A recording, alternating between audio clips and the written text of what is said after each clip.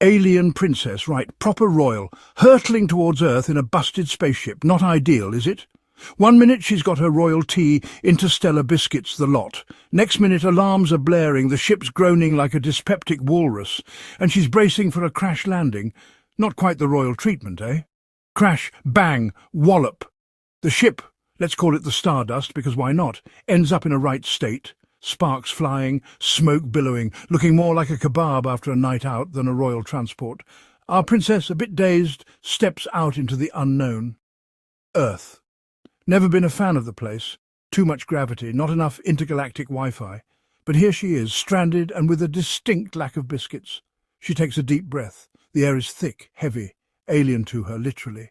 The forest around her is alive with sounds, strange clicks and whistles, rustling leaves, and something that sounds suspiciously like a growl. She pulls out her universal translator, a nifty bit of kit, but the batteries are as dead as a doornail. Brilliant, just brilliant.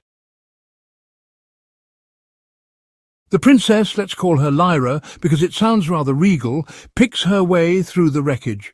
Bits of metal and wires sparking ominously litter the ground. She manages to salvage a pack with some emergency rations, standard issue for space royalty, thank goodness for small mercies. She munches on a nutrient bar, rather bland, but it does the job, while she tries to get her bearings. The forest is dense, the trees towering over her like disapproving giants. The air is thick with the smell of damp earth and something vaguely floral.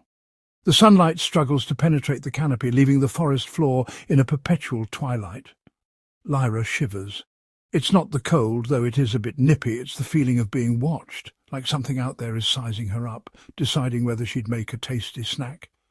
She presses on, hoping to find a clearing, a road, anything familiar, but the forest seems to stretch on forever, a labyrinth of shadows and strange sounds.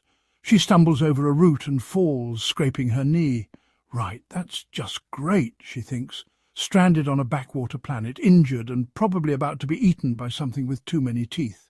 Just another Tuesday, then. Night falls, or at least she thinks it's night, it's hard to tell, under the thick canopy.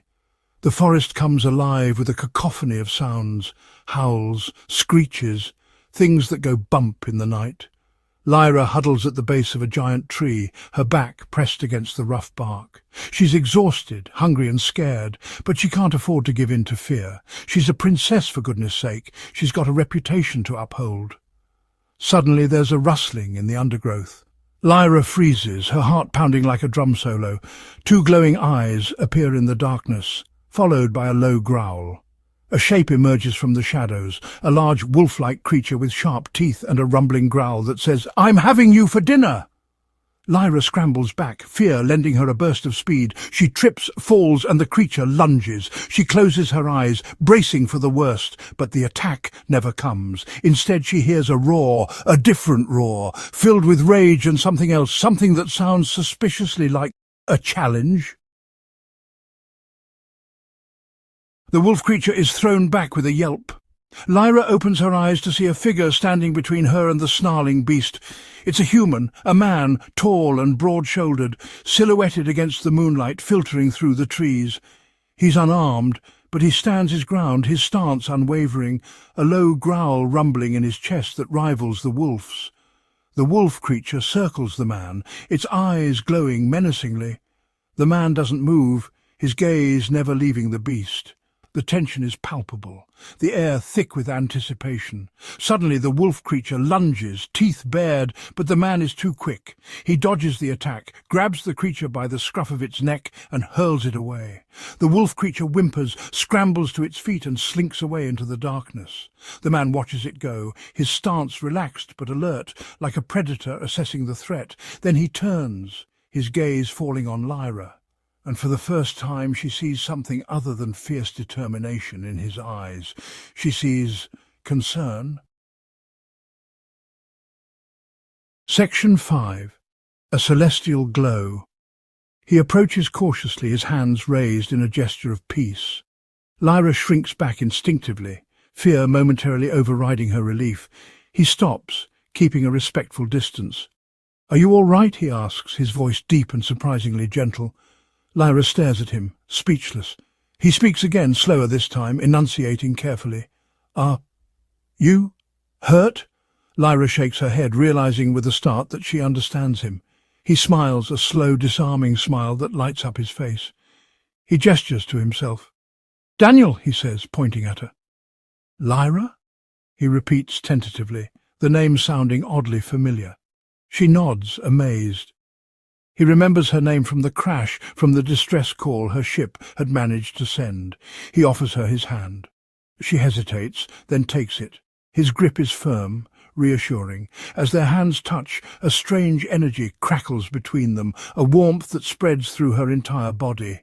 She looks up at him, startled, and notices a faint glow emanating from his hand, a soft celestial light that mirrors the luminescence of her own skin. The forest, once a menacing labyrinth, suddenly feels less threatening. Daniel, her unlikely saviour, leads her through the undergrowth with an easy familiarity. He points out the constellations, their names different yet strangely similar to the ones she knows from her corner of the galaxy. She, in turn, tries to explain the workings of her crashed ship, her words tumbling over each other in her eagerness to bridge the divide between their worlds. He listens with a patience that belies his rugged exterior, his blue eyes reflecting the light of the rising sun, as if trying to capture her essence. He builds a fire with practiced ease, its warmth chasing away the lingering chill of the night.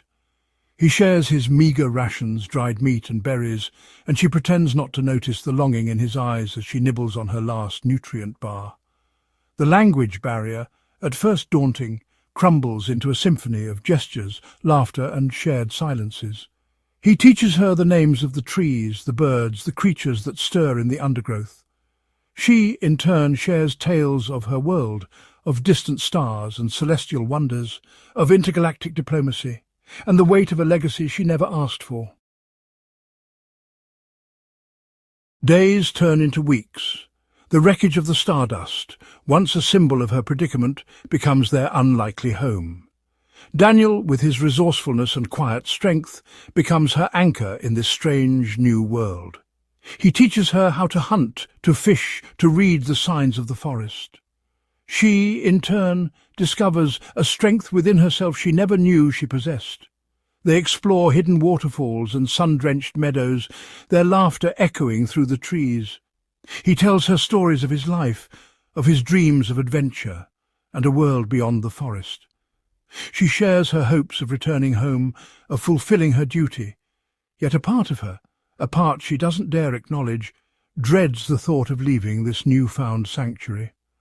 One evening, as the stars paint the night sky with their celestial dance, Daniel turns to her, his eyes reflecting the firelight. "Stay," he whispers, his voice rough with emotion. "Stay with me." Lyra's heart skips a beat. She yearns to reach for him, to lose herself in the depths of his gaze, but the weight of responsibility, the call of her lineage, holds her back. The arrival of the rescue ship shatters the tranquility of their secluded world. Lyra, torn between relief and a heart-wrenching sadness she can no longer deny, finds herself bidding farewell to the man who has shown her the true meaning of connection, the depth of emotions that transcend the boundaries of language and even worlds. Daniel, his face etched with a pain that mirrors her own, releases her hand, his touch lingering like a whispered promise. "Go," he says, his voice husky with unshed tears, "but never forget the way back to me." As the spaceship ascends, leaving Earth behind, Lyra gazes at the shrinking figure of Daniel, his silhouette etched against the rising sun, a beacon of love and loss. Back on her home planet, amidst the sterile grandeur of the royal palace, Lyra finds herself haunted by the memory of Daniel's touch, the echo of his laughter. The duties of her station, the expectations of her people feel suffocating, a pale imitation of the life she briefly tasted in his arms. Years pass, filled with diplomatic missions and the weight of her royal responsibilities. Yet, not a single day goes by when Lyra doesn't think of Daniel, of his gentle strength, his unwavering love. The memory of their time together, once a bittersweet ache, becomes a source of strength, a reminder that true connection knows no bounds. One day, armed with the knowledge of interdimensional travel, Lyra defies the conventions of her world and returns to Earth, to the clearing where she first met Daniel. He's there, older now, his hair streaked with silver, but his eyes still hold the same warmth, the same love that has transcended time and space. Their reunion is everything she dreamed of and more. The years melt away, replaced by the timeless connection they forged in the heart of the forest.